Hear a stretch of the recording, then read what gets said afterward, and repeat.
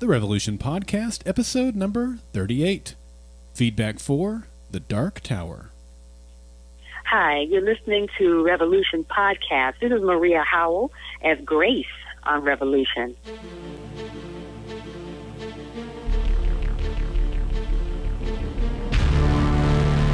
Golden Spiral Media presents The Revolution Podcast.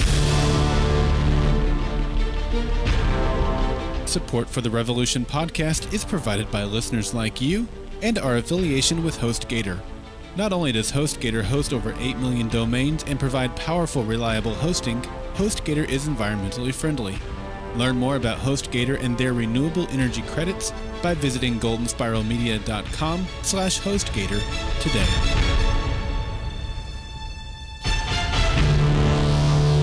Welcome back to the Revolution Podcast, everybody.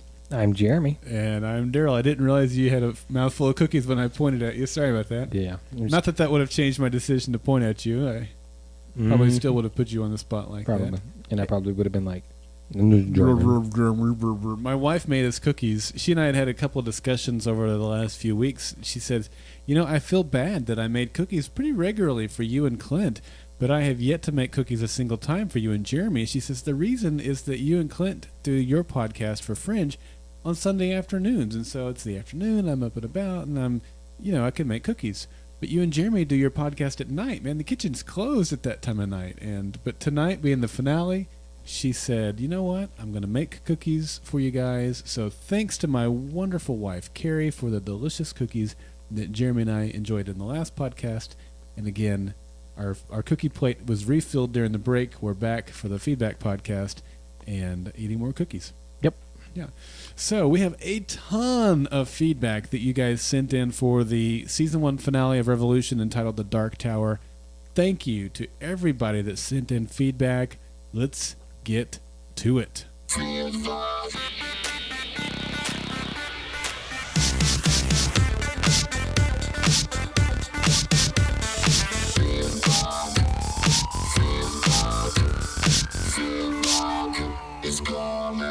Come on, man. Where's your dance moves?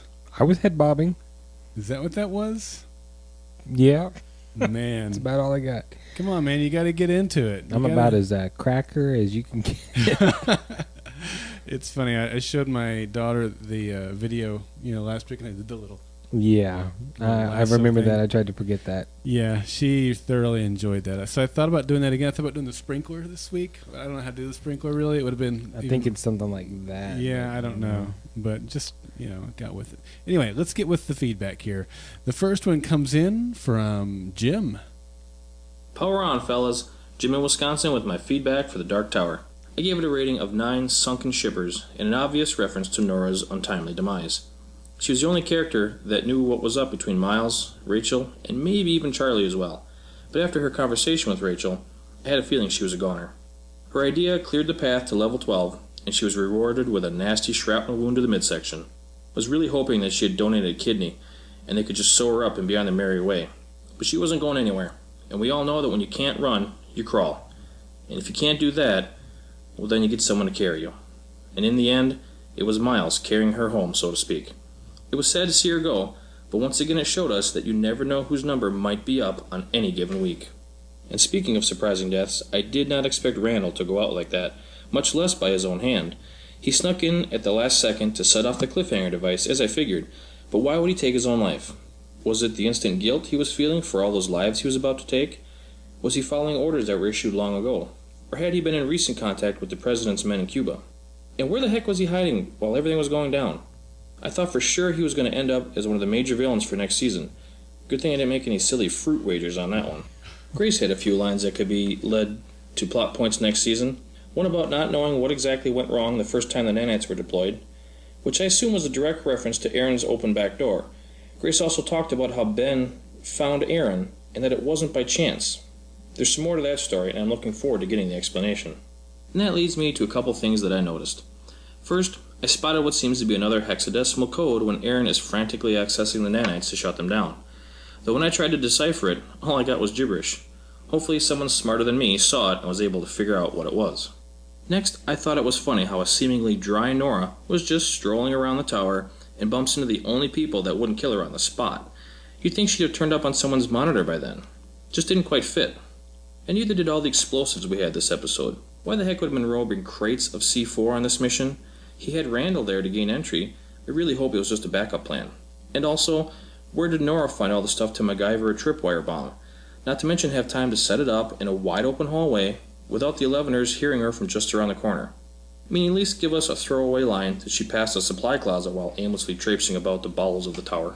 Man, sometimes I think there are enough plot holes to fill a whole segment of the podcast, but I overlook them because I like where the show's going. They just seem to stick out more and more to me every week now. So where do we go from here? Randall has unleashed ICBMs on Atlanta and Philly in order to wipe out the governing bodies of the eastern seaboard. Do we really think they'll land? Or do we think Grace, Rachel, and Aaron will use their eggheads to come up with a plan? And if they do land, will the U.S. and its shadowy president be on our side? Or will the evolution of the nation be turned into a revolution by the remaining republics? We still have the Plains Nation, the California Commonwealth, and Texas. You may have been wrong about Monroe, Jeremy, but we still have time travel to fall back on. From the corner of Shut Up and Stay Here, Jim in Wisconsin. All right. It really is uncanny how much you and Jim think alike, isn't it? I mean, he mentioned the shrapnel thing, too, right off the bat. Yeah. What you really don't know is it's me from the future. So. That would explain a lot. All right, so what did you think about what Jim had to say? Well, his Firefly reference of walking and crawling, being carried. That's from The Message. Great episode of Firefly. Yeah, the last one they filmed, if I remember correctly. It was the one that they filmed. I know that they found out that's when it was being canceled. I think I'm not sure if they filmed more after that or not. To be honest, sure. But Objects in Space might have been the last one they filmed, but that funeral scene was very poignant because they knew this show had been canceled. And the music there was written because he wrote it. And Joss Whedon makes a cameo in that funeral scene. Yeah. Anyway, we're talking about Revolution, not Firefly. We're Firefly fans, in case you didn't know, and clearly Jim is too. Yeah. So yeah, good quote there. Yeah, great use of it. I love that he was carrying her when she died. I thought that was kind of, I don't know, I liked how he was doing that. And his quote makes me like it a whole lot more. Yeah. So. Yeah, he talked about some of the possible plot holes there with the use of explosives in this episode. Yeah, I mean, he's right. I mean, why would Monroe have brought all that C4 with them?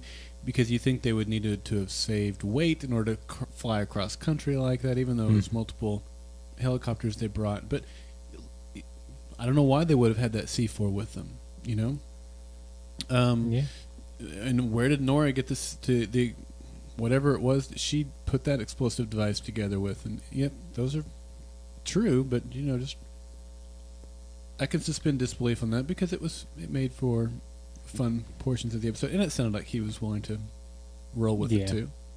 Yeah, I mean, it didn't take away from the show enough to really make it annoying. Another part of that scene might have the shrapnel part, but we've already discussed that, so we're not going to get into that. Yeah, definitely. So, but he did mention the shrapnel again. You already said that. And it's sad that even Jim couldn't figure out what the hex code was. So. I know. I couldn't either, Jim. I'm with you, man. So we're going to have to... We've got a long wait. Maybe somebody can take some time and work on it. Maybe so. So, I don't know. All right. Let's move on. Thank you, Jim, for calling in. Let's move on to Chris. Hey, guys. This is Chris sending in feedback from New York. Sending in feedback for the Revolution podcast. I thought this was a pretty good finale. I will be honest and say that I kind of was expecting a bigger cliffhanger, but I did think that it was a little bit bigger than the mid-season finale. Down between Miles and Monroe was better in the mid-season finale than in this one. It was a little more exciting for me. And it was kind of nice seeing Monroe terrified. I think that he really was. Like when he was handcuffed to the chair or tied, you could see like real terror and fear in his eyes. And it was kind of nice to see because, taste of your own medicine, buddy. But I did not trust Tom. I knew that when he was letting that guy go, saying go home to your wife and kids, and, I'm not Monroe, I'm not brutal. I was like, yeah, okay. I'll believe that when I see it. And sure enough, shoots the guy, pretends that he fired first, the other guy. So Tom did not surprise me. I am looking forward to seeing what season 2 is going to bring us, because I think that a lot of the character, I don't want to say chemistry, but just the way that characters interact with each other and whatnot, I think that's going to be very different. And I was very sad to see Nora go, because she was my favorite character, and that makes 3 major deaths this season. I mean, we had Maggie, Danny, and now Nora. And, and obviously we had other people too, like Randall, but those were the 3 big ones for me. So, all right, well, thanks a lot for listening. I really appreciate it, and bye-bye. All right. Chris is obviously sick when he called that in. Hopefully he's feeling better. And thanks for calling in. He sounded terrible, but thanks for calling in spite of your not feeling well. We talked a couple weeks ago about people dying being a reminder that anybody could die. We did get 2 significant deaths in this episode, and one by his own hand and one certainly not. But it did help reinforce that, anybody could die at any moment, really. And as frustrating as it might be that they seem to be meaningless, I kind of like the fact that Maggie died. Okay. Nora died. It wasn't necessarily impactful as the death. It kind of shows the futility of death. I kind of like that a bit. So yeah, especially Maggie's and how unexpected. And well, we were sad when she died because she was one of we after the pilot we said, which characters are you most interested about, and she came to near the top of both of our lists, and to lose her pretty early on. She died in the Plague Dogs, whichever episode that was. And, 4. Pretty like early. That. Yeah. Anyway, he also talked about Monroe being scared, and you mentioned in the last episode about how you got some enjoyment out of having the tables turned on Monroe. Yeah, I agree with Chris here. It was great to see him scared for his life and to see him realize that he wasn't in control of the situation. So he mentions him being tied up and everything as well, but I liked him being shot at more than him being tied up. So yeah, the helicopter scene. Yeah. So, and he also shares the thought that he didn't really see Tom being a benevolent leader. Yeah, sorry, I told you last one. I did. I thought he was going to be different from Monroe. Yeah, he's better than Monroe. It's not that I didn't think he was capable of doing that. It's just, like I said before, the men believed that he would be different. That's why they helped set him free. It was an encounter with one of the men, so I thought he would make a different decision. That was my only logic behind it, and it was faulty. Well, I mean, to be completely fair to Tom, this guy's his enemy.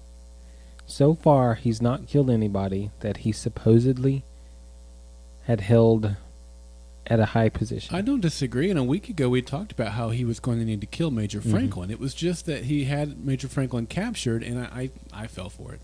That's all. Last week, I expected him to kill Franklin, but this week, I took him at face value, which is stupid on my part. All right. Well, we'll end with you being stupid. So. All right. Chris, thank you again for calling in. We appreciate it. Let's move on to James. Hi, Daryl and Jeremy. And I do say Daryl first. I'll always say Daryl first because Jeremy insulted the TARDIS one time. This is James from Oregon calling with feedback for the Revolution season finale. I was extremely pleased with this episode and with this season in general. There were a lot of answers. It moved very quick, but each answer brought forth a much bigger question than you had before. It was an exciting formula, and it was a very tantalizing season. I particularly loved the last 7 minutes. We got the exact cliffhanger that we were expecting with Aaron and pushing the button, and I thought that was it. And then there were 5 minutes left. I loved it, and that caught me off guard. And then they were able to come in with the big knockout punches with Randall and with the nukes and Guantanamo Bay and everything. So I guess that does it for this season. I love listening to your guys' podcast. Keep up the good work, even Jeremy's good work, even with that one comment. And I hope that we don't have to wait too long for season 2 of Revolution. Signing off, this is James from Oregon. All right, James. I need to be refreshed as to what the insult was. I don't remember what it was either. It might have been the day I just pulled my TARDIS off the shelf behind me here and have it. It might have been the day where I was showing it off. You know, we ran the Think Geek ad, and I talked about the TARDIS that you guys had given me as I left. Not you guys. You didn't pitch in because I wasn't told. I know. Yeah. Mm-hmm. So it might have been that day. I don't know. But thank you, James. In spite of Jeremy's disrespect to one of the greatest shows in history. Well, I'll disrespect it now. No, it's not. Wow, James. I haven't watched it yet. Well, then how can you say that? It's like me dissing Battlestar. That's what I'm saying. I won't pass official judgment, just judgment enough to poke a stick at a snake. That's all. It's a big snake. There are a lot of Doctor Who fans out there. We're going to lose half our listeners. Sorry, guys. Okay, so, he was blown away by all the twists and turns in the finale, and I completely agree with you, James. I mean, that's one of the things that I loved about it. Look, I watched an interview this week. I watched it a couple of times because I enjoyed it so much, and then I brought my wife in and we watched it together.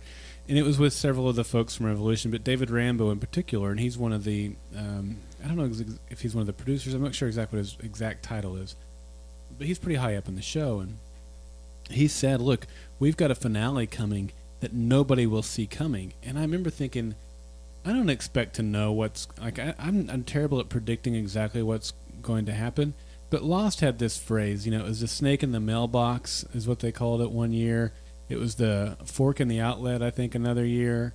And it was the frozen donkey wheel another year, which was ironic because they had these code names for what was going to blow your mind at the end of the season, what was going to be the big shocking revelation. And the frozen donkey wheel, the code name would be made available publicly. It got out somehow, and people would speculate on what it might be. And I remember when the frozen donkey wheel became made public, we started speculating on what it might be. No one ever thought it would actually literally be a frozen donkey wheel, which was brilliant on their part. But I didn't expect a snake in the mailbox scenario with Revolution this year. Even when David Rambo said it, I thought, yeah, they might do something that I don't see coming, but I don't see I didn't expect it to blow my mind the way that the finale did. But man, it was a snake in the mailbox moment for me. Did that make sense to anybody but me? Did I just ramble on incoherently? I was eating a cookie. Was I crazy grandpa right then? I don't know. Yeah. Well, I thought that this season finale, I loved it. I mean, exactly what James said with the whole, we got the cliffhanger we were expecting. And when they pushed the button, it's a black screen and there's the end. And I was like, no way that they actually did that. Oh, you changed your name. But I was a little disappointed with or not disappointed with that. It's like, wow, that's awesome. I'm pumped. And then, like he did, I looked at the clock. We've still got time on this sucker. That's right.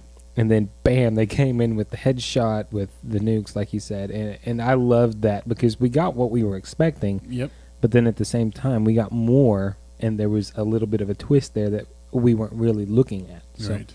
I like that a lot. I did too. All right, James, thanks for calling in, and thanks for not holding a grudge against Jeremy. I'm hoping you still have enough grace to not hold Jeremy, not hate him too much for the comment he made a moment ago. Yeah. All right, let's move on to Yo-Yo. Hi, this is Yo-Yo from Kansas City calling on the season finale of Revolution, The Dark Tower. Thank you guys again for doing this podcast this year. It's been lots of fun and I've enjoyed it. And thanks again for giving us a little bit of extra time to get feedback in. Well, I think Jeremy's going to be eating some kiwis, but then again, I think all of us are. I can't think of one person I've heard call in that was on the money on the season finale. I think we all got at least part of it totally wrong. First of all, Tom and Jason, that is a really interesting relationship. Tom's told Jason, you're the only one I can trust. But if I was with Jason, I'd be, jumping up and down going, dude, I don't trust you. Tom sets up a guy thinking that he's going to be able to go home to his family and then makes it look like he shot at Tom and then and Tom shot him in self-defense. I wonder if he really was going to give Monroe a trial or if Monroe was going to have an untimely accident.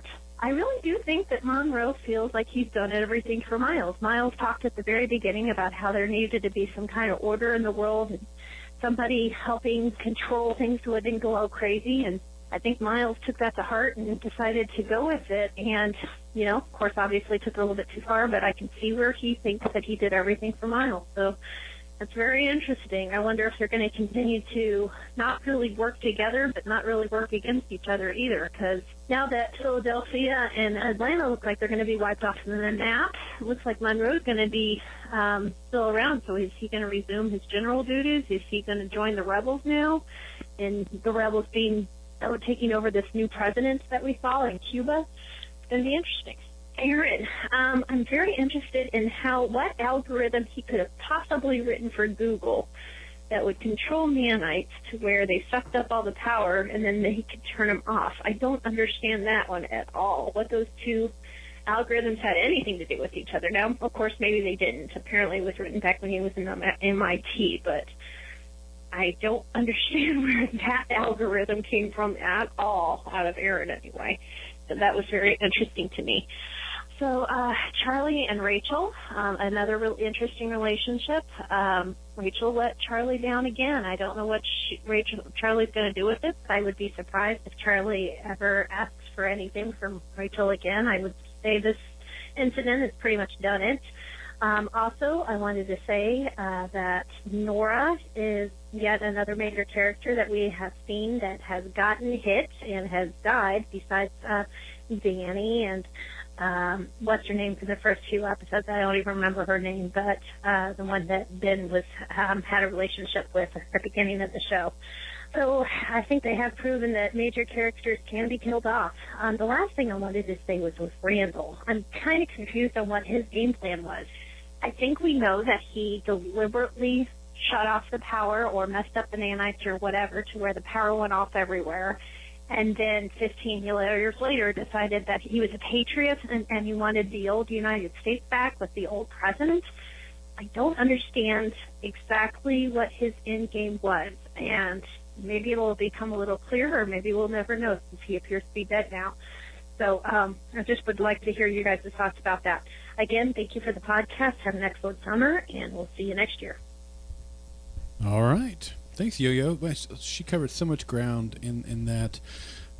We talked a little bit about Randall's game plan in the last podcast, and we were kind of scratching our heads, too, because we're not exactly sure how much of his story and motives is things that we have kind of assumed and placed upon him, and how much of it was actually true.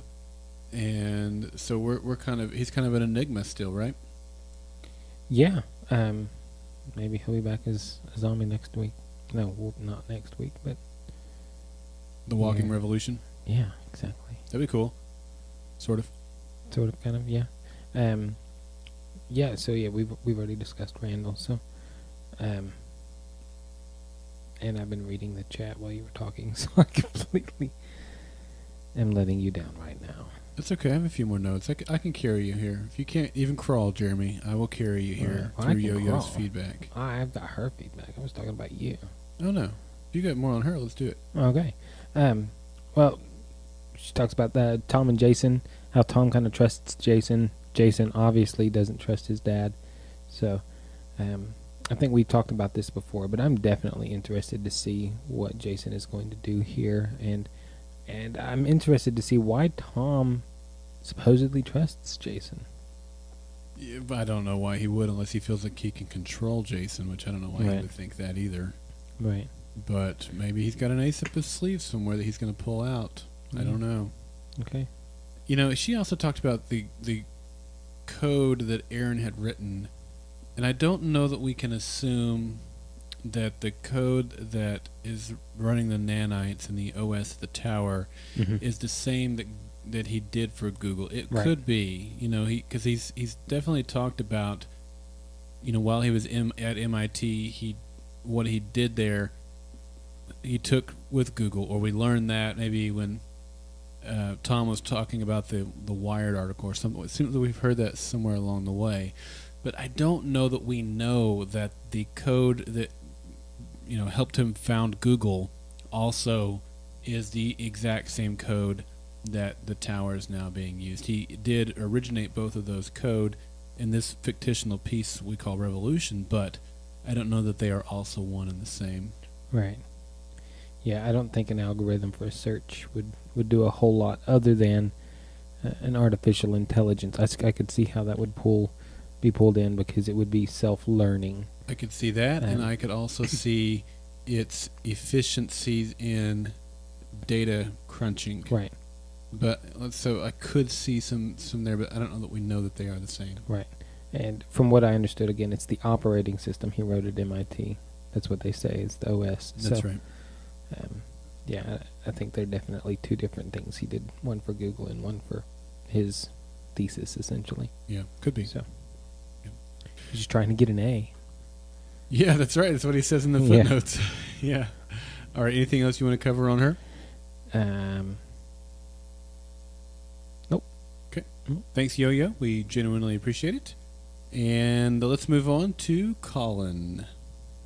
This is Colin in Hawaii with my thoughts on the season finale for Revolution.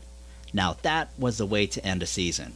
Right from the start, the opening bars of Can't Find My Way Home set me in a good mood, and the episode built up from there. I think the key for me was the way that all the characters acted in character, showing that you don't need contrived actions to still offer plot twists and turns. There were low points. For example, are we to believe that the Butcher of Baltimore is so put off by the death of the bomber's family that it would drive a wedge between him and Miles? Also, a pile of C4 to break into a bunker? A bunker hardened to protect the vice president from Armageddon? I'm not buying it. And finally, a big red button to fire nukes? What happened to two guys with two keys on two separate consoles set far apart? Tom was exactly as expected, predictably unpredictable. He is easily the most dangerous player in this drama. Angry, petty, and ruthless, but also smart and adaptable. He is charismatic in a Jones or Koresh kind of way, easily manipulating his son to support him. Rachel continues to be the weakest point for me. I simply don't understand how she can alternate between steely resolve and a sniveling mess in scene after scene. The whole, it's for Danny thing simply is not believable. I can honestly say this is one character I wouldn't mind seeing gone. Maybe Charlie can kill her. It would give her something to do. Just kidding on that one. Miles and Monroe fighting together again, once again proving that the enemy of my enemy is my friend. I'm not 100% sure how Miles managed to stroll into the camp to free Bass or get to level 12, but I'll suspend belief for now. Miles does the right thing by trying to save Nora. And on the subject of Nora, she died saving her friends. That's more than Captain Kirk can say. And of course there's the big reveal. Randall is a patriot, working on behalf of the U.S. government. I think we always knew he was a baddie, but I always thought that his hidden agenda was self-serving to avenge his son's death, which, in some weird way, is believable, whereas Rachel is not. Go figure. So who is this president? Was he elected before the blackout? Is he still serving 15 years later? Is that even legitimate? And what U.S. president would authorize a nuclear strike in the continental United States? Anyway, it's a good wrap-up to the season, with enough resolution to this season's story arcs while opening a new one. Well done. I'll give it 8 out of 10 backdoor references that Charlie won't understand. Aloha from Colin in Hawaii, where I've left every light switch turned on for 15 years, just in case. Great sign-off, Colin. Yeah. And I'm glad to hear you liked it. You know, last week Colin called in and really wasn't too happy with some things on the episode, and this week really enjoyed it. So thanks, Colin, for calling in. We always appreciate good, bad, or otherwise, and we shared that with you last week too. So thank you for calling in again. Where do you want to start with his feedback? Well, I love his entire feedback. It was good, but he made a comment about more than Kirk can say about dying for his friends. I'm having a hard time following that line of thought, just because I don't know. I don't want to get into any spoilers for anything, but I think in Star Trek Generations, the first movie with Picard, he dies saving his ship and his friend, trying to save his ship and his friends. And then, I mean, I'm sure the new Kirk would die at some point if he had to as well. So, I don't know. I don't know if he was being facetious there or not. I'm not either. So I'm not going to comment anyway on that. All right. And that's just, it's curious to me. Yeah. But other than that, he had some great feedback. C4 blowing up the door. We mentioned that earlier. How unbelievable that is. I will say, and this doesn't make it any more believable to me, but it didn't blow open the door. It didn't look like it. It looked like it blew like enough where they could tunnel underneath the door. But that concrete would have been deep enough where, well, and the concrete still could have been deep, but it got enough of it loose where they could kind of tunnel underneath the door. But still, that's not how they would have built the tower entrance anyway. But you're right. Yeah. I'm not going to defend that. Yeah. And he asks, what kind of president would nuke the continental U.S.?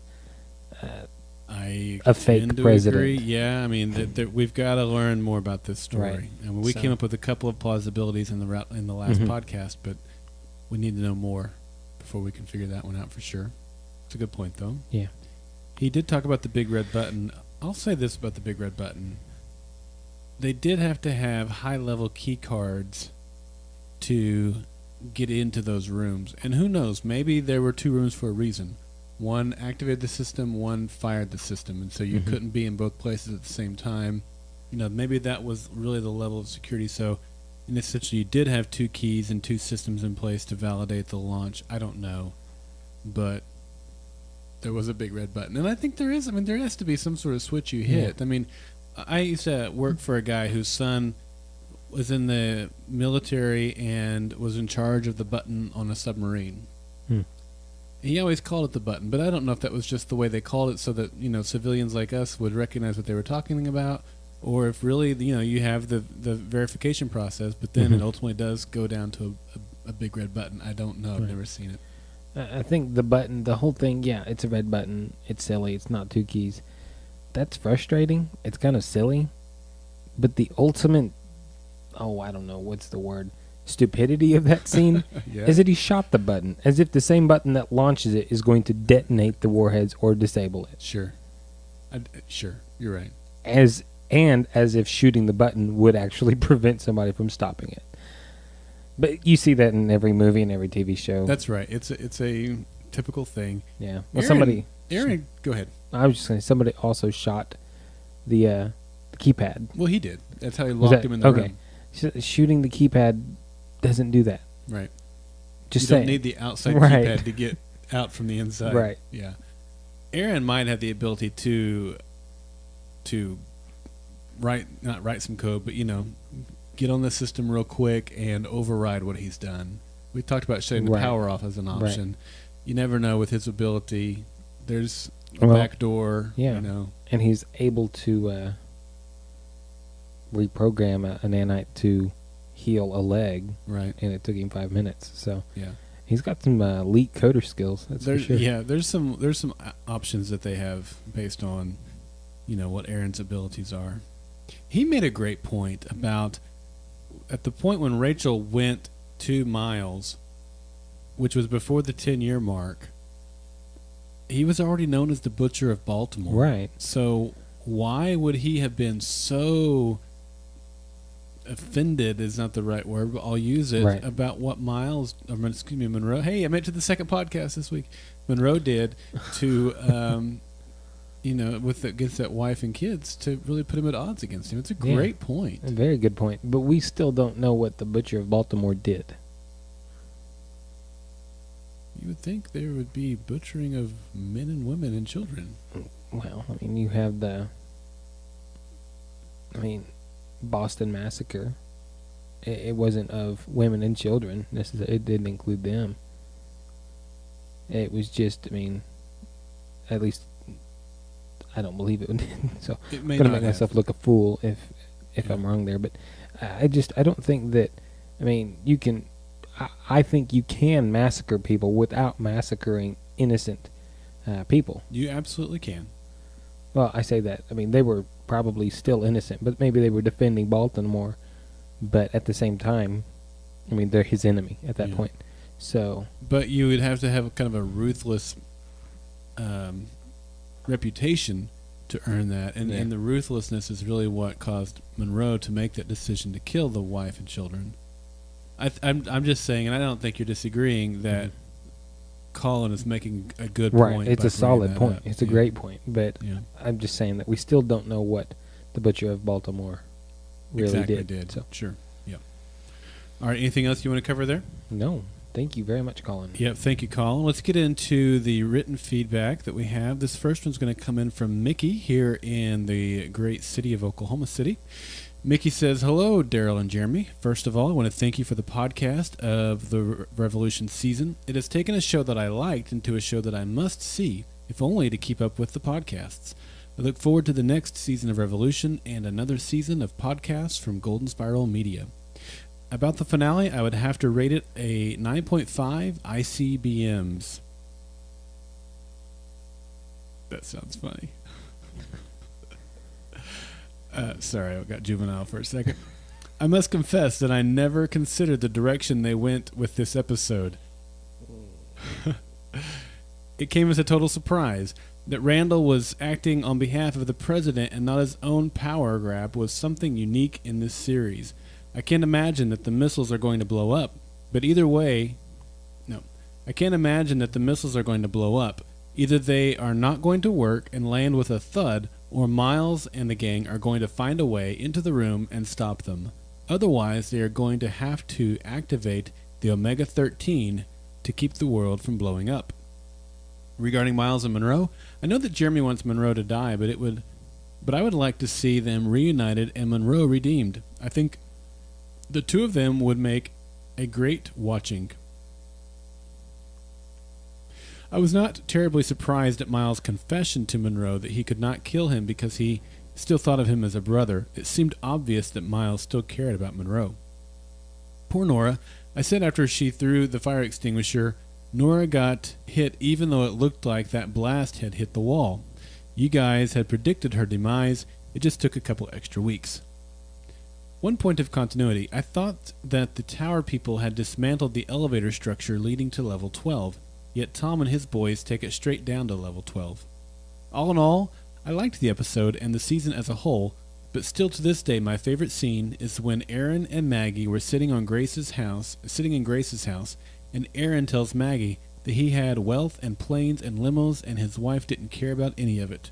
And then the pendant turns on, and the CD player turns on, and Maggie gets to see her kids. If you have time, I would like to give some other observations on the show, especially the power situation. I had previously called in with a prediction that it would be something to do with 0-point energy. Guess not.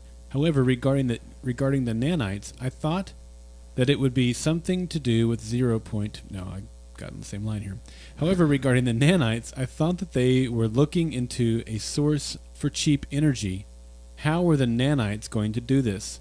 Secondly, nanites are molecular-sized machines and electricity is electrons. How many electrons can a nanite absorb? They have 2 instructions, we were told. Absorb energy and replicate. At what point do the replicating nanites become visible?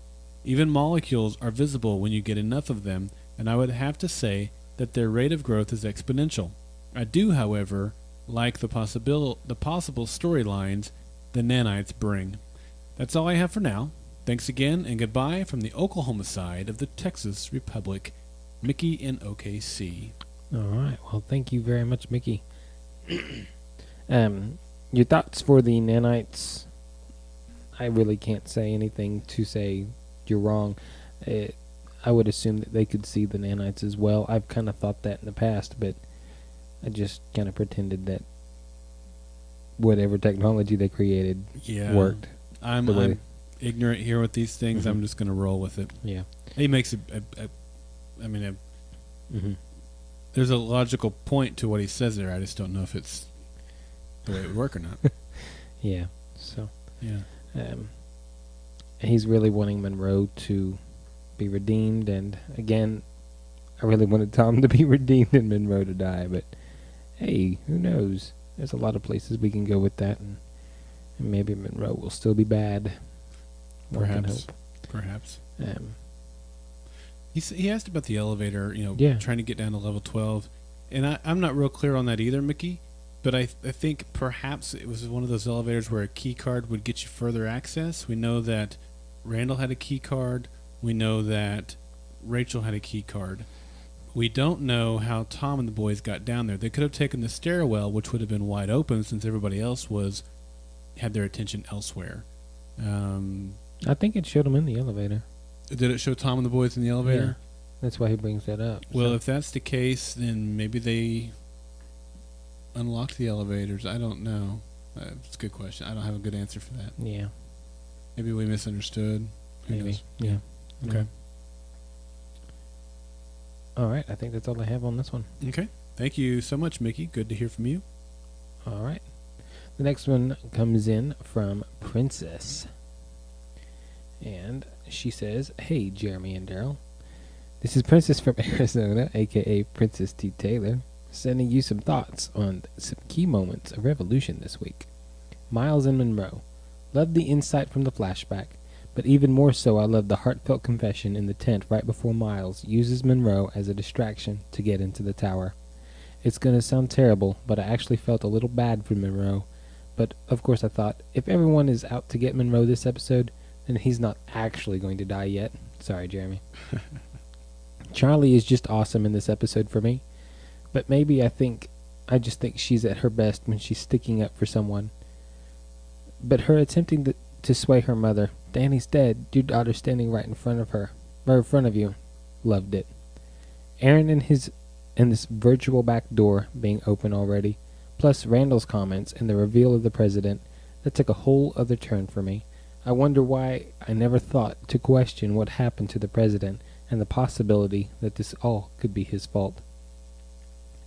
I'd like to think Jason is a little smarter than this, falling in behind his dad so easily.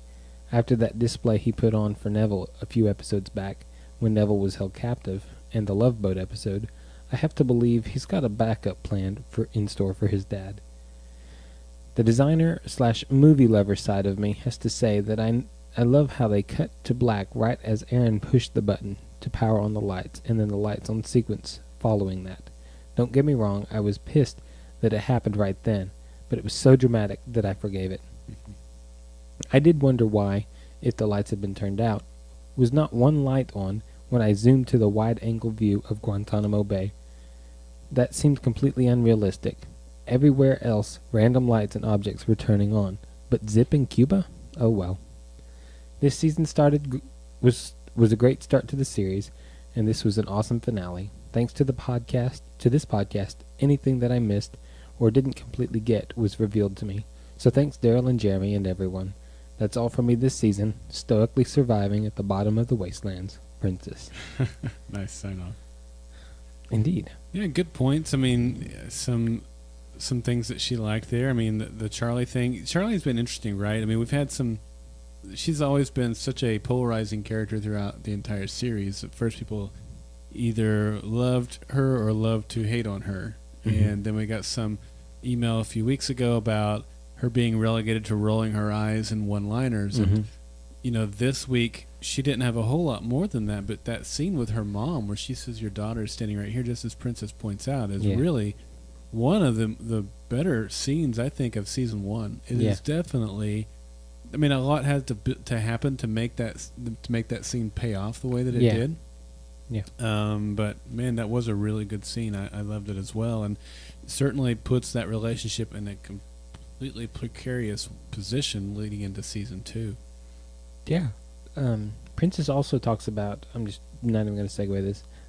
Miles using Monroe as a distraction to get in the tower, and that's something that we've not discussed. Even though he saves Monroe, he still uses him to get into the tower, and I thought that was actually a brilliant maneuver. I did too. That didn't occur to me until my second watch, and I liked it so much I made sure that I worded it that way. And if you go back and listen to the episode recap, I said something to the effect of, now that the militia camp is cleared, Miles uses that to get into the tower, and it was a brilliant tactical maneuver on his part for sure. Yeah. So let's see. Anything else? Nothing else that I don't think we hadn't already covered pretty well. So okay. Yep. Okay. All right. Well, thank you, Princess. Again, good to hear from you. Thank you for writing in several times throughout the season. We've got one more we're going to read, and I've got two more we're going to read, don't we? We have Kevin and Barb. Barb. All right, I'll take Barb. Okay.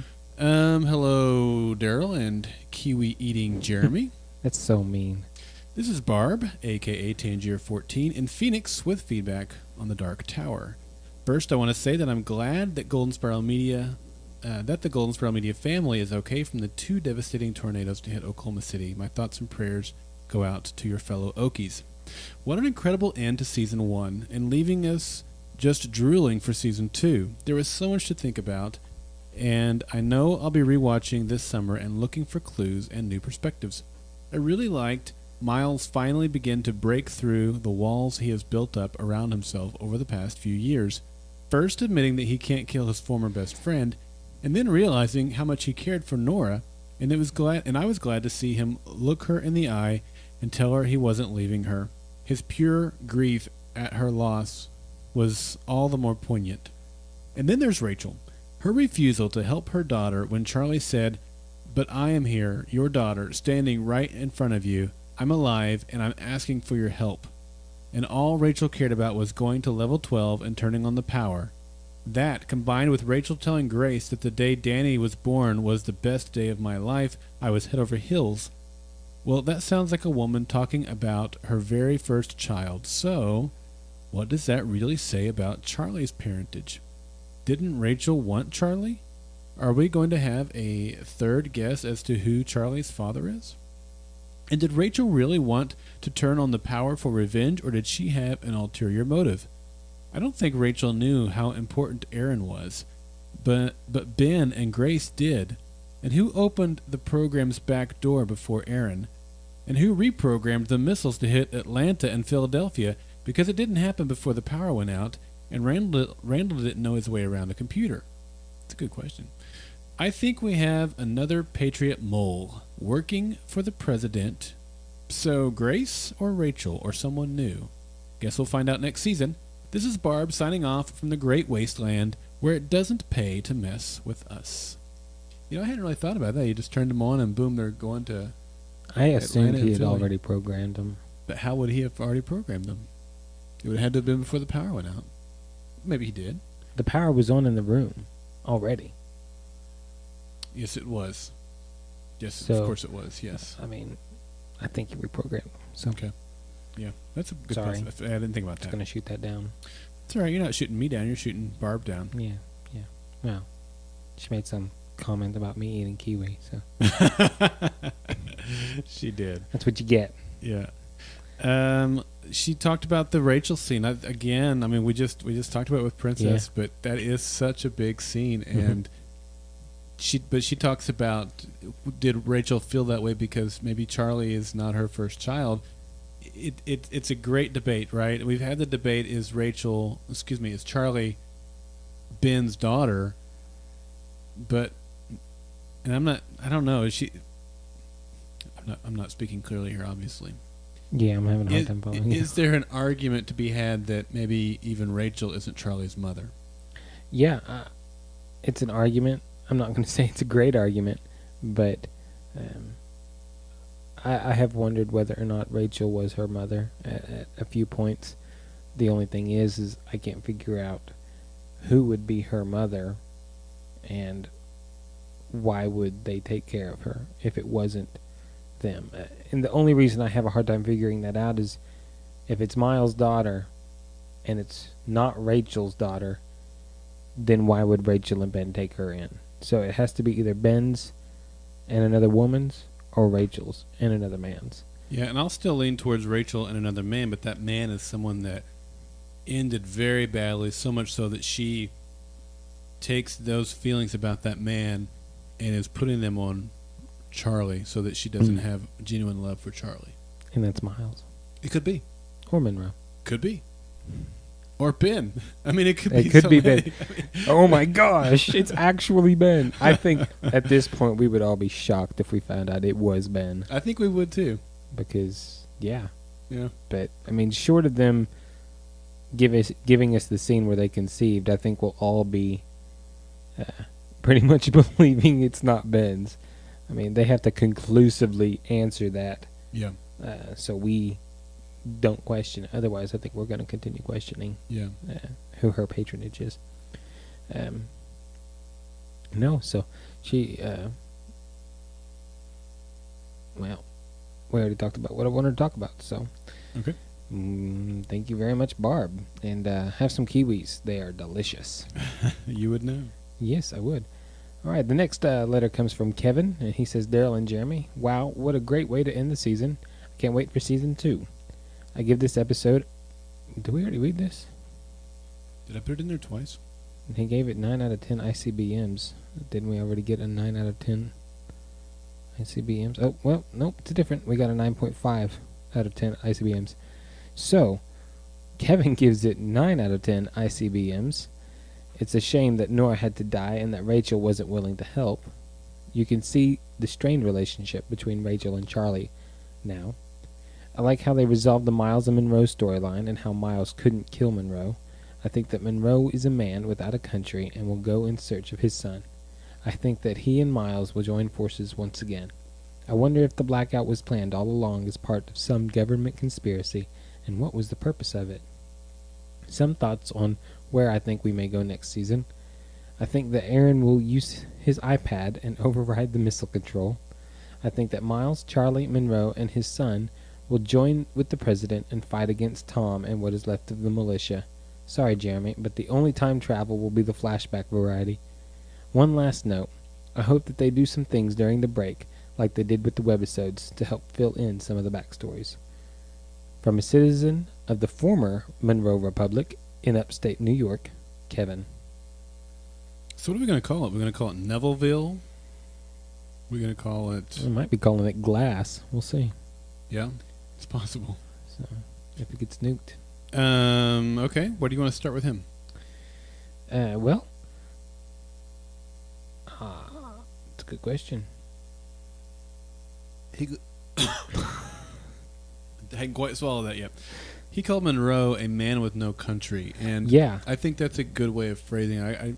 I tried to express it in our last podcast and didn't come up with nearly anything that intelligent to describe it, but he really has nothing at this point, particularly if that bomb does hit. If he doesn't get back to Philly before everyone else, or if that bomb goes off on Philly, he really is a man with no country. Yeah, I agree.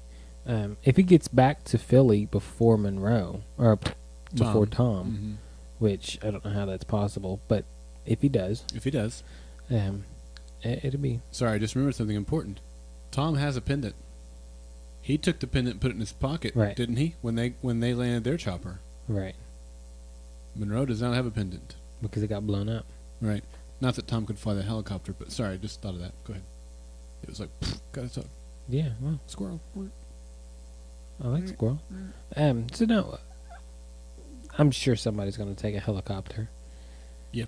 It's going to run without fuel. And they'll be able to find a pilot anywhere. Yeah. So it'll be interesting to see what happens. But I like how he says he's going to go in search of his son, and I think that would be kind of interesting if Monroe is searching for his son, and maybe we don't see him for a couple of episodes, assuming he's not dead at the end of the first episode next season. But yeah, we have his son, and I think his son is a great cue as to why Monroe couldn't die. But I don't know. So I like the man without a country. I think that's good. Good example there. Yeah. The other thing I wrote down was he talked about the blackout being a government conspiracy, and I certainly think that there is plausibility for that. Again, we don't know what Randall's game was, what his role was in the blackout, what the president thought his role was in the blackout. If he was responsible for the blackout and the president knew that, then I think you have a government conspiracy. Right. But if he duped the president in thinking that he was a man on the inside that could fix it, that it was his people that must have done something, whatever, then, maybe not government conspiracy. Maybe the president really thinks that Randall's the guy who saved the day and not caused the blackout in the first place. And that would actually be plausible had Randall not shot himself. But since he shot himself, it can't be Randall's idea, because his idea is all over the wall at the moment. Yeah. Maybe. I mean, I still think that there's enough questions out there that we just don't know the answers to. That's true. There are questions we don't even know to be asking right now. I like that, though. Okay. All right. Anything else you want to cover there? No. Thank you very much, Kevin. All right, Kevin, thank you so much. Let's get back to the audios with Kome. Hey, guys, this is Kome Akpola calling from Savannah, Georgia, calling on the Revolution finale. I give this episode a 7 out of 10 random Brother Cavill moments, because that was one heck of a random headshot. Anyway, this episode for me, I thought, was a microcosm of the entire season as a whole.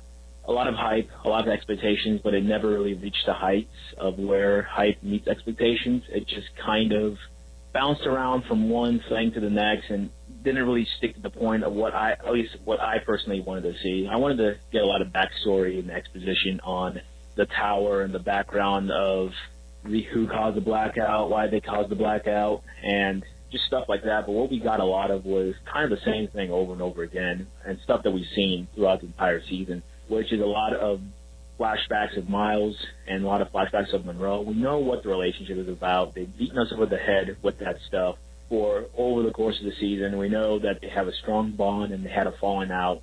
We didn't need to spend more time on it, especially in the finale when they had to do so much and they had so much other stuff that they could have dealt with. But they focused on that, and I was really disappointed. Every time they went back to Monroe flashback, I was like, this again, and I immediately went to my laptop and started browsing the internet until they got to Aaron, Rachel, and Charlie, which I thought was a little bit more exciting and a little bit more interesting because, again, I really wanted to see what was in Level 12. They've talked about that for several episodes now, and we didn't really get much of Level 12 action. It was good to see that they turned on the power and got the power turned back on. A little weird that everything turned on, even though I don't know how the power grid system works, but I assume that someone has to man those stations, and it wouldn't be as simple as the electricity's back, so all the power grids around the country are operating again. That's a small point for me, but still just another issue that I had with the show as a whole in this episode in particular. But overall, I'm still looking forward to Season 2. I'm hoping for better things in Season 2. I hope the writers take the break and find a way to readjust and get everything straightened out for the next season. Focus more on the mythology of the show and less on just having random action and random sequences, and not introduce so many characters and just kill them off. I was thinking that Randall would be the big bad, but Randall, like all the other characters in the show, were just used as a device to get from point A to point B. All right. I think he got cut off there at the end of his call, but he still made some good points before that. So he was disappointed in the episode because he didn't get the background and the exposition on the tower and some of the things that he was looking for. I can see his point of view. I didn't have that expectation, so I wasn't disappointed in that way. But if you were looking forward to that, I can totally see how this would disappoint you because we didn't really get any of that. Yeah. It's definitely something that I agree with him on, but at the same time, I think that we might see more of this at the beginning of next season because they're still in the tower. They've not left yet. Indeed. Thank you. All right, so I think we have more to look forward to with what the tower is, why it's there, and who done it. Yeah, I mean that is probably going to be their base now. And trying to fix stuff, at least for the next couple of episodes, I would imagine. Although, Tom could just be there and then leave the next episode. Yeah. Who knows? I certainly hope that they're going to be there for a little bit longer, just to show us more. But so I'm not ruling it a failed trip to the tower yet, as far as exposition goes. No. The power coming on, everything turning on. I think we've already had one comment about leaving the light switch on for 15 years. I totally agree. It's far-fetched, but at the same time, so is going out in the first place. So true. I don't. And then there's no other way they could have illustrated it, really. Right. I don't know. I do question how are those power lines still going to be intact after 15 years. I mean, we have power outages like every day across the state, much less the entire country. Sure. And if you have nobody fixing the things that are causing those power outages because there's no power, right, I don't think you can expect a whole lot to still be on. That being said, it is a TV show. I personally have already gotten past the fact that there's infrastructure. I mean, I know I harp on the fact that they can make it several hundred miles on 2 gallons of fuel in a helicopter. Right. So, I mean, there's just some things that, yes, you're right, Comey, but it is a show, and I think we just have to roll with it. Yeah, take that one. He talked about maybe the show going in a different direction next season, and I completely think Mm-hmm. that that's what they're going to do, and not because they've made mistakes or not because they weren't satisfied with what they did in season 1, but I think that that is the nature of what this show is proving Mm-hmm. itself to be. What they did in the second half of season 1 after they had the long break. Well, the long break we got between season 1A and season 1B is longer than what we're going to get between now and season 2. Wow, that's incredible. Yeah.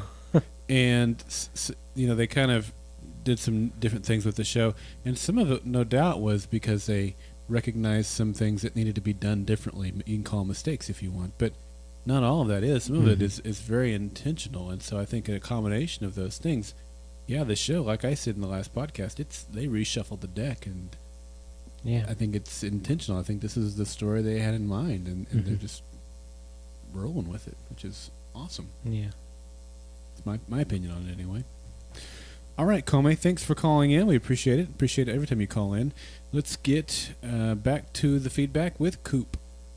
Hi, Daryl and Jeremy. It's Coop with feedback for the Revolution season finale. I felt it to be the best collection of dialogue we've had all season and the best episode by far. I have always enjoyed the show, but its pacing made me fear that the longevity of such an adventure would get bogged down in TV tropes and ultimately succumb to the Firefly effect. Tonight's episode allowed the show to be great, and I see Revolution becoming a true TV force this fall. Haha, anyone that left at mid-season, your loss, Amazon's gain. The cliffhangers for this week were great, however overshadowed by great performances and writing that opened and closed many story arcs. In only a few scenes, David Lyons and the writers did a great job of fleshing out who the Monroe character really is. We knew the origin of Miles and Monroe was strong dating back to their childhood. In those few new scenes that focus 10 years after the blackout, we see Monroe as a sincere and truly caring friend of Miles. The rebel bombing at the bar revealed the turning point for both. As crazy as it was to kill the bomber, Monroe viewed it as a justified act for attacking his family. Once again, not justified, Monroe became more protective of his lifelong friend and changed his whole approach to commanding from that day forward. Miles, on the other hand, viewed it as one step too far. That single act is the seed for tension that we have seen on screen since the first episode. And as Miles pulls away, the paranoia surrounding Monroe increases and turns out of control. Tom is still Tom. I'm glad we once again saw the act and reinforced exactly who he is. I hope NBC signed him to a multi-year deal. Rachel's actions in the keycard scenario show a clear disregard for Charlie. Does she love Danny more, or is this just a cover for her to complete part of the larger plan?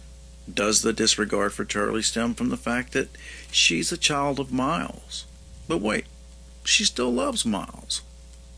Too much for this feedback, but we'll see that Rachel is playing an even larger role as Season 2 unravels. Now we can move away from the tower and focus on to the next chapter. Can anyone say government conspiracy? Who doesn't like that? Time to go home, Mr. President. I wonder, is he Yoda hiding in the Dagobah system, or the Emperor ruling from the side? Randall was a patriot? Who else is a patriot? The East Coast will be left wide open. Not sure what that means. I was happy with the end, only wanting to know Rachel's true motivation. She will play the entire team next season and ultimately reveal herself as a patriot as well. This is Coop from Texas, where Monroe is still alive. All right, Coop, man, such good stuff. I'll ask you. I'll start with this. He said perhaps that the president is either Yoda in the Dagobah system. He's totally the Emperor. Or the Emperor playing. Yeah, I would go that route too. Maybe it's because it's more of a political ploy. Yeah, he's in a political position, and we saw Palpatine use politics to gain his position. So I think for that alone, I see that more of being a correlation between the two. But I'm seeing more of a Palpatine also. What about Rachel? He was talking about her maybe playing the whole field here and being a Patriot, revealed as a Patriot next season. I think that would be interesting to see that she was on Randall's side the whole time. Yeah. And we did see, in fact, play right into my whole Darth Vader thing, and I would love that. But well, look, the show is called Revolution. You know, it's thinking about starting something fresh, starting, you know, that's what Randall did. His last act really is going to start a whole new United States. Right. Potentially. Yeah. So she could be a revolutionary as well. I don't know. I like the thought anyway. It's fun to think about. Yeah. I think it's great. He mentioned something that to me almost kills the freight train that I've been riding for so long. The time travel train? No, dang it. Who Charlie's dad is train. He talks about Rachel's disregard essentially for Charlie, what it means, and he mentions like what we had said earlier. Maybe it reminds her of her relationship with Miles. Yeah. And that's why she hates Charlie so much. But she still loves Miles. Well, if the latter is the case and she still loves Miles, Charlie would remind her of her time with Ben. Yeah. And that's why she hates him. Well, it seems pretty clear that she and Ben at some point didn't care for each other. We don't know how long that was, but at the very end, at the least, they did. Yeah. She didn't care for him. Right. And we don't know if Danny was not Miles' son. Right. He could have been Monroe's son. No, I don't think so. I don't either. No. But yeah, I think that derails that train a little bit for me, actually considerably, because she does hate Charlie, but she doesn't hate Miles. And I've been playing along the idea that, well, she resents Miles. Well, if she doesn't, which we see in that conversation with Nora that she doesn't, okay, now what? Yeah. You know, so, yeah. It's good observations. I mean, he mentioned the characters too, and just the way they kind of played within themselves, which was very similar to what Colin said a few callers ago before we read. He had almost it was interesting how similar what their thoughts were on the characters, and I completely agree. You know, he talked about Monroe looking at Miles as family, and when he said that, I agree with that, by the way. But it reminded me of something you said, and I've kind of reinforced since you said it, was that Rachel and Monroe aren't necessarily all that different, and we know that Rachel has been motivated by this love she had for Danny. Right. You know, she's been so focused on that, and since Miles was the only family that Monroe had left, you know, protecting him and defending him, doing it at all costs. You know, when that bomb went off and almost killed the only family he had left, it certainly does kind of put it in a different perspective, both in terms of why Monroe would take such drastic steps to protect Miles, but also, you know, similarities between Monroe and Rachel. Yeah. So it's good. Yeah. I liked the insight we got on Monroe this week. Certainly. Okay, Coop, thank you again so much. Appreciate it. And thanks he's in the live show right now. Thanks for being here. Let's move on to Mark. Hey there, revolutionaries. Mark from Ontario, Canada here. It's great news about the Almost Human podcast. I probably would have watched the show anyways. But now the Golden Spiral Media is involved, it's a no-brainer. And it's about time that Clint comes back. No offense, Jeremy, but it's all about his singing. Now, here are my random thoughts about The Dark Tower. Now that's what I call a season finale. It had everything we can hope for. Action, intrigue, suspense, grief, surprise, and so on. I really don't envy you, Daryl, when it comes to picking the quotes of the week from this episode, as the dialogue was outstanding. Did anyone else think the opening sequence reminded them about Firefly? It was pretty much a given that Miles and Bass wouldn't shoot each other. But what about Nora? I was half expecting her to put a bullet into him for what he did to her. I'm sure Miles would have forgiven her. Isn't Tom a great people person? He sure has a way to make himself sound good while he puts bullets into people. Grace really laid one on Aaron. You think he's feeling a little bit used? First he finds out about his code, and then about why Ben befriended him. This guy just can't get a break. I found the C4 on the tower door a bit of a stretch. I know the writers needed to give the characters a way back in, but I'm sure that door was built to withstand a lot more than what they threw at it. So if Randall is all thumbs when it comes to computers, who used Aaron's back door to sabotage the nanites? That was a very touching scene between Rachel and Nora. You could tell Nora had given up when she told Rachel that Miles would choose her every time, and Aaron obviously knew it by the way he said goodbye to her. I can't wait until next season to see how things go between Charlie and Rachel. Didn't you just love the scene between Tom and Monroe? Tom must be one of the best TV villains ever, because you just love to hate him so much. Watching the scene with Monroe in the field, surrounded by lightning, makes me wonder, has there been any lightning storms for the past 15 years? Had the nanites been absorbing that power as well? Although I did think Randall would die before Monroe, I didn't think it would be this season, and I never would have thought by his own hand. I was totally shocked when he shot himself. Now, about those ICBMs. Do you guys remember an old Twilight Zone episode about this guy with a remote control that allowed him to pause the world? He would press the button and go about his business while everyone else was frozen in time. Then, when he was done, he would unpause them, and they would continue on as if nothing had happened. The end of that episode finished with a nuclear war about to happen. The guy pressed the button when the missiles were right about to hit their target. He was left stuck in a frozen world, knowing that if he unpaused it, everything would be destroyed. I think that's where Revolution is going. Since Randall disabled the button, the only way to stop the nukes is to shut down the power again. After all, what's the point of this show if the power is back on? I think Aaron will turn the nanites back on just in time for the ICBMs to crash into the ground, but not detonate. Then, they're left with the dilemma that if they turn the power back on again, the missiles could explode. One last thing before I sign off. Jeremy, I have a question for you. Back in episode 1 of the Revolution podcast, before the show even aired, you mentioned that you were writing a book very similar to Revolution, and that you hoped they didn't take too many of your ideas. So now, how about giving us an update? How's the book coming along? And now that you've seen the show, how does it compare to what you were writing? Well, that's it for me. Hope you enjoyed it, Barb. Until next season, keep your candles close by for when the power goes out again. This is Mark from Ontario, Canada. All right, Mark, thank you so much. Jeremy, how's the book coming along? How's that book coming, huh? Yeah, Brian? No? Family Guy? All right. Sorry, no. Yeah. Book's coming. It's good. Yeah? Yeah. It's been reworked pretty much since we started the podcast because of a few inconsistencies with time travel that have required me to reconsider what I had written. Okay.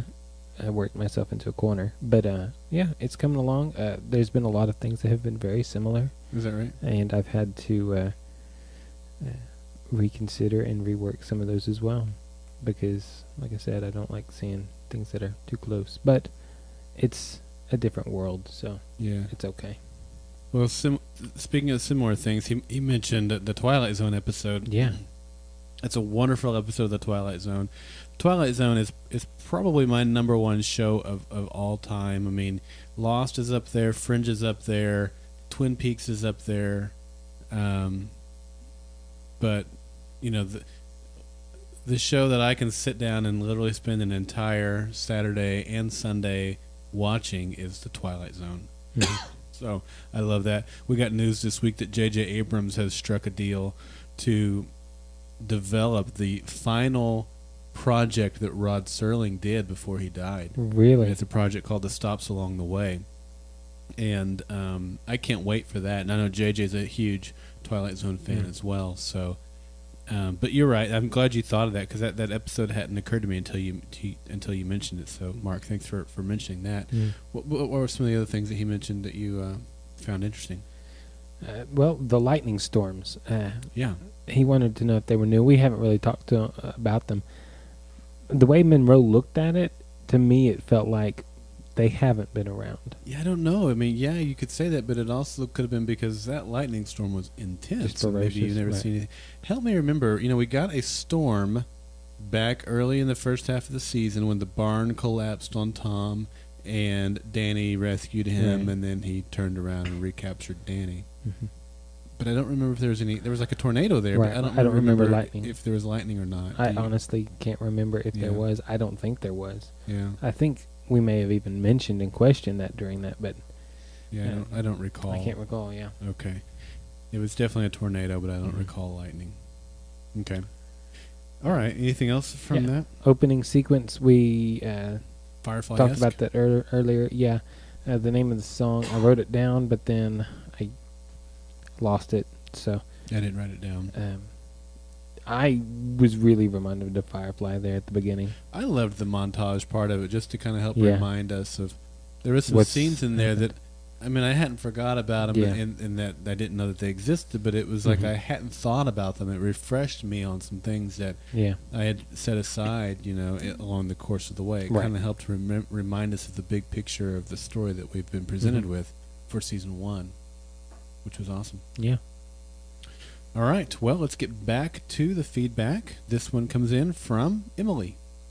Hello to all citizens of the newly established Neville territory. This is Emily calling from the Plains Nation. If your power's back on, you're not alone. What's it called when a soldier takes command of an army by subversion and force? Well, at least Neville is sticking to the pirate code.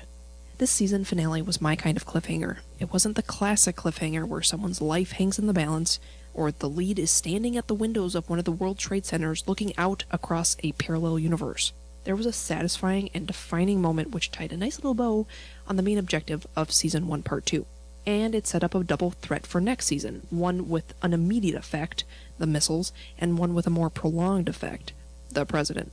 The President of the United States and presumably his cabinet have been sequestered out in a United States colony in Cuba. It seems as though they have been waiting for Randall to complete his mission so that they can return to the mainland. Whether this mission was to turn the lights back on or launch the missiles, or both, still seems a bit unclear. What this means in terms of shifts in power has yet to be determined also. All that was confirmed was that there is a president and that he is going home. We don't know what their military looks like, or if they have one, nor of the current state of their relations with foreign allies. The tactics of existing territories has become such that a negotiation-friendly Democratic liaison would be assassinated the moment he stepped foot onto Neville's territory. These various self-governed entities, Georgia Federation, the California Commonwealth, the Monroe Republic, they have been dancing around one another, keeping their land locked down and negotiations between each other hostile at best. Each wants more land with more variety, and no one from what we've seen even wants to work on rebuilding something like the United States. It would be one thing if everyone would just keep to within their borders, trade as they saw fit, and made an effort to be peaceable. But the aggression runs deep, and the rebels moving from location to location, territory to territory, trying to poke holes in Monroe's agenda is as detrimental to reestablishing the United States as it is helpful. Certainly, when the president returns, he won't be met with complete subordination. There will be people who will take his side, like the rebels. But the likelihood of turning the power back on, meaning anything but a full-scale war, seems a bit improbable in my mind. It's interesting to think about how necessary communication is between bordering nations, and how abruptly that must have been cut off 15 years ago. As relationships disintegrated between political bodies in the face of a worldwide power outage, so did the ability to maintain a nation even as small as the United States. Will the ability to communicate internationally once again help to settle disputes? Or will it agitate the already existing hostilities? Needless to say, Season 2 has a story primed and ready to be blown wide open, and I could not be more excited. Thanks for a great year of podcasting, guys. Jeremy, I am glad you like kiwis. I would be eating them too if I'd made the bet. This is Foamy Once, reminding you to always kill him when you have the chance. She's so good, isn't she? Man. Always killing when you have the chance. So she's right, though. I mean, the all the disputes that we've had against, we know that Texas and the Plains nations have been at war, and with Monroe, and Georgia obviously has. We don't know if Texas has fought Georgia or anything like that, but we know that conflict has been coming from all around. Mm-hmm. That there doesn't seem to be a widespread movement for all of these distinct factions to come together in unity. Right. And I say what you said in the last podcast is that might be why Randall, launched the nukes, because he knew that the only way to bring unity And he said it as much in some terms, and that is to burn down the existing so that new can rise and grow from that. Right. But it also might be because he saw that there was no hope for a quick peace without first bringing everyone down to their knees. Right. And that being said, I don't think... Okay, I know Texas isn't going to just be steamrolled. They're not just going to let somebody take over. No way. So, I don't... And that's why I think this president is going to be evil. Because he's going to try and force these people together. It's not going to be, oh, yay, the president's here, we're all right. Nobody voted for this president. Nobody knows who this man is. Right. Why would we follow you any more than we would follow Monroe? So this president has something up his sleeve, unless he's going to die in the first episode, which would be hilarious. That could happen, too. I mean, he's got to have a plan. And in order to have a plan, he has to think it's going to work. So, I mean, there's something evil behind him that we're going to see. But I think all he's looking for is... I think the mission of Randall was the nukes, not the power. I think that's kind of made pretty clear. It's to start new. The power is secondary. Yeah. So...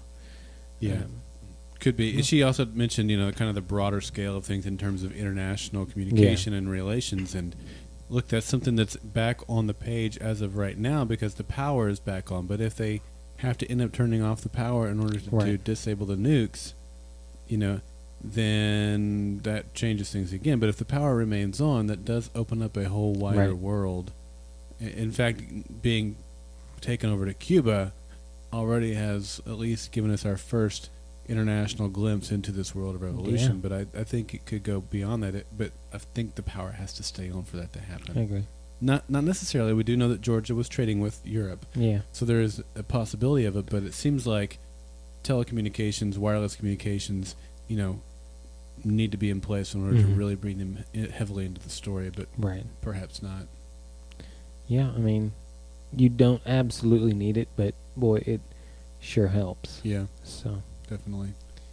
Well, Emily, great feedback as always. As I mentioned in the last podcast, Emily and I are going to be doing a show for TV Talk this summer for Falling Skies, which by the time this episode is out, we will have already done our first episode. So go over to tvtalk.com. You can check out our first show on Falling Skies Season 3. You can also go to the Apple App Store and download the TV Talk app for your iPhone or iPad, or to the Google Play store and get the TV Talk app for your Android device and give it a listen. We would certainly appreciate that. All right, Jeremy, one more feedback. This one comes in from our friend Chip. Hello, revolutionaries out there. Hey, I know it's been a while. This is Chip calling, KenneWolf23 in the chat rooms. There's really some likes and dislikes I had out of this episode. Disliking. I'm really not digging Rachel's character at all. She's just a psychotic loose cannon, and she's not enjoyable. She's not redeemable. I don't know what it is exactly about her. I love the actress Elizabeth Mitchell and other things she's done. I'm guessing the way they're writing this character is just not what I'm digging.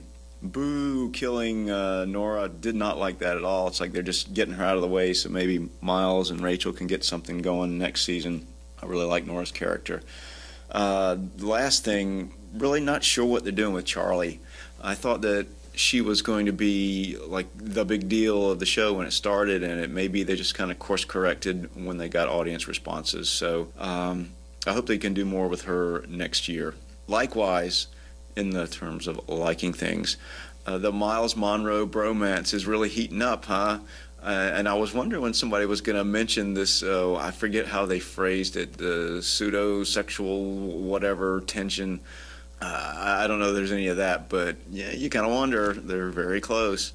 But I really enjoy that. Also, Aaron, yay, I'm glad he made it. I was really thinking he might not have made it through this episode. I'm glad he did.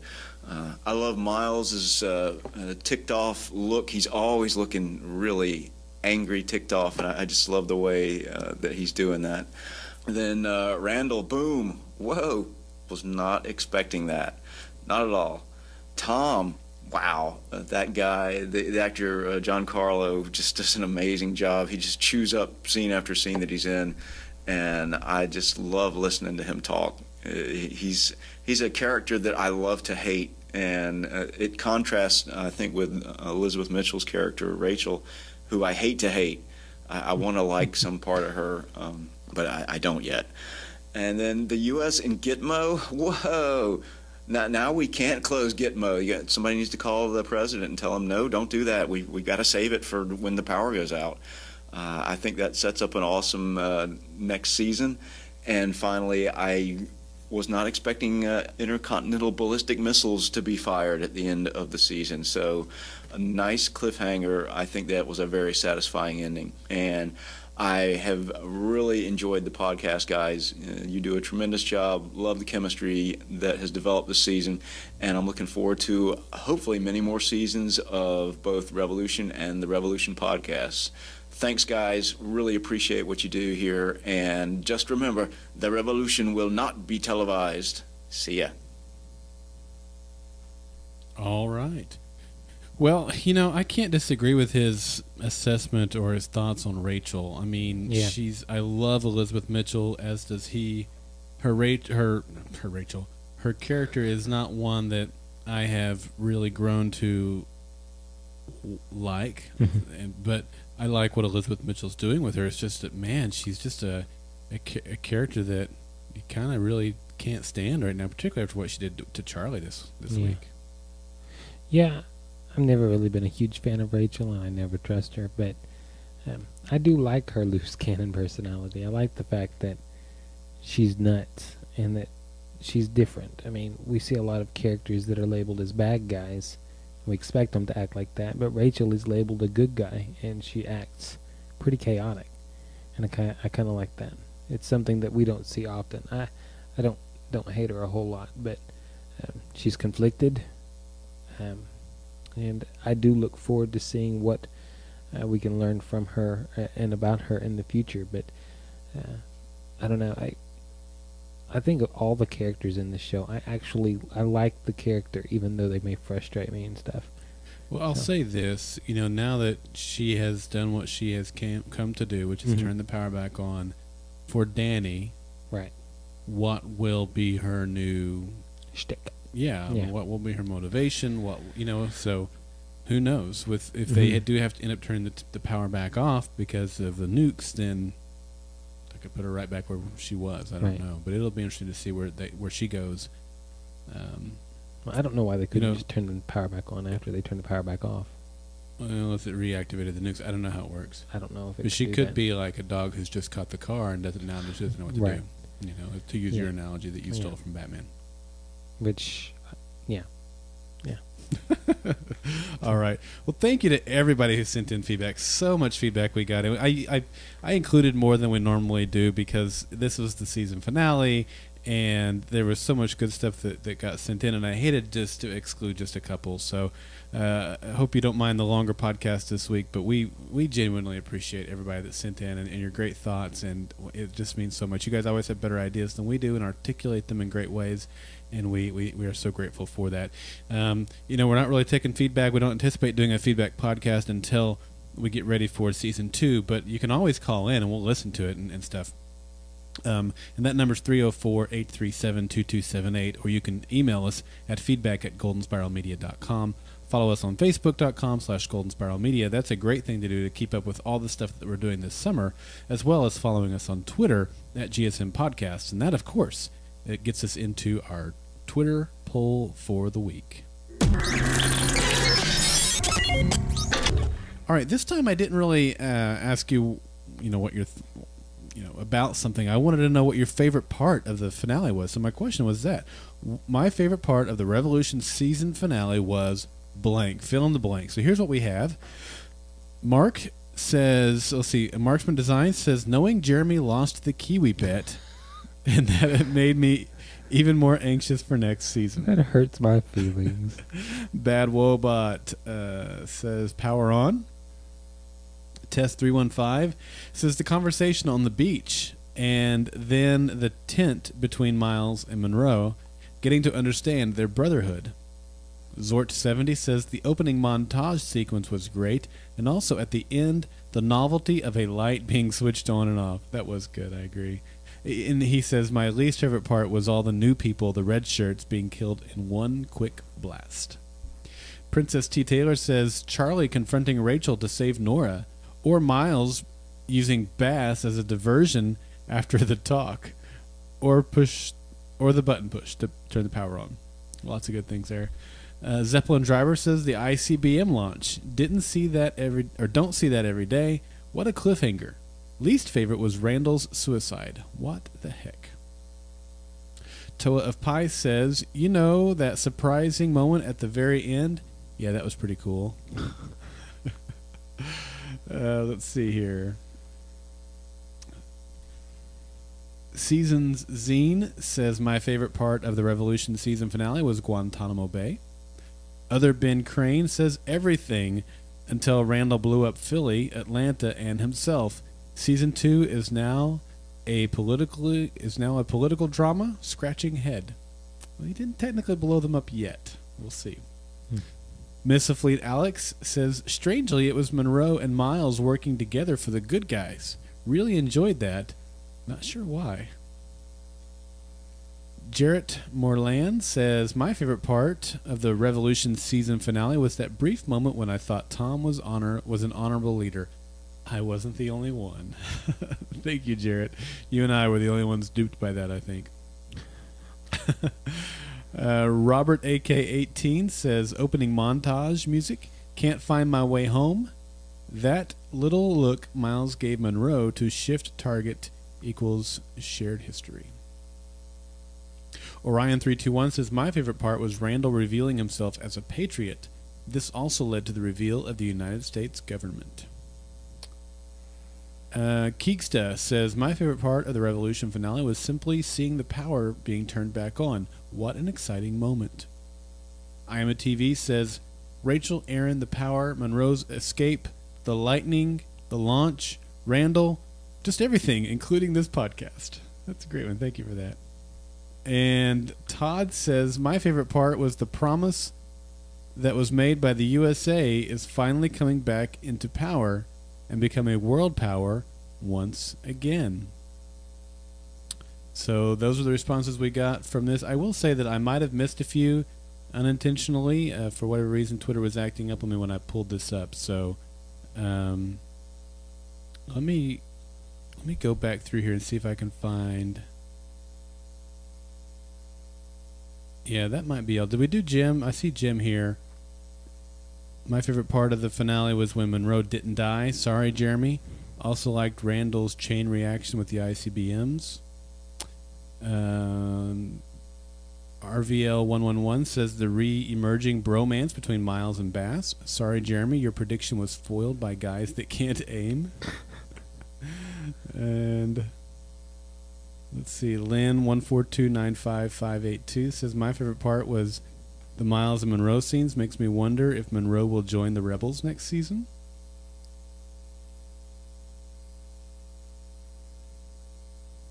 And I think that's it. So thanks to everybody who sent in. Again, I might have missed a couple. Hopefully I didn't, but if I did, my apologies for that. So that was a really good round of responses to this. Yeah. Do you want to tell us what your favorite part of the finale was? My favorite scene of the finale would have been Tom shooting Major.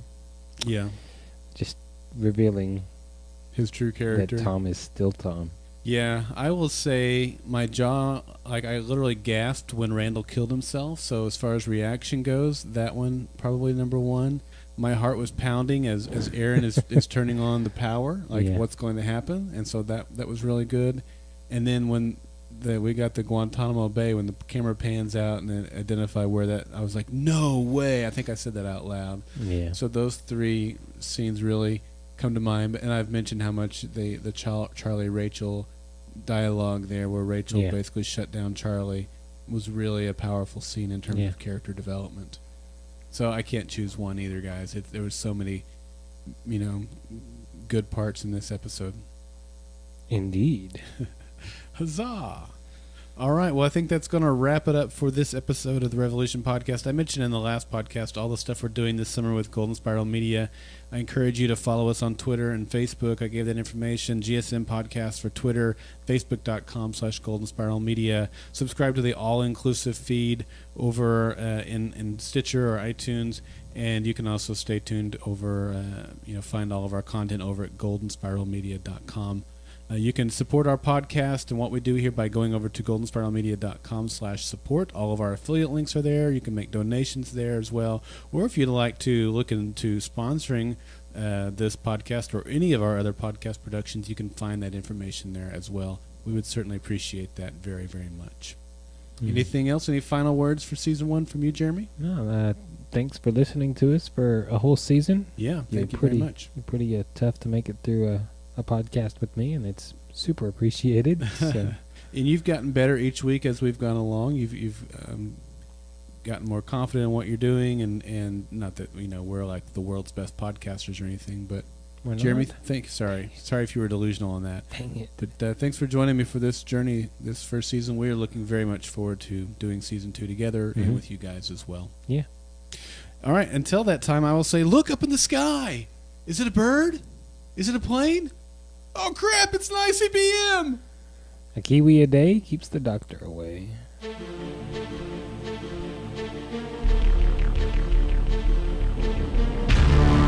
The Revolution Podcast and Golden Spiral Media are not associated with Bad Robot Productions, Kripke Enterprises, Warner Brothers, or NBC. Golden Spiral Media's use of any and all copyrighted material is only for parody, news analysis, critique, or educational purposes as provided within United States Code Title 17, aka Fair Use. For advertising opportunities, live show, and other Golden Spiral Media podcast productions, visit goldenspiralmedia.com. Copyright 2013, Golden Spiral Media.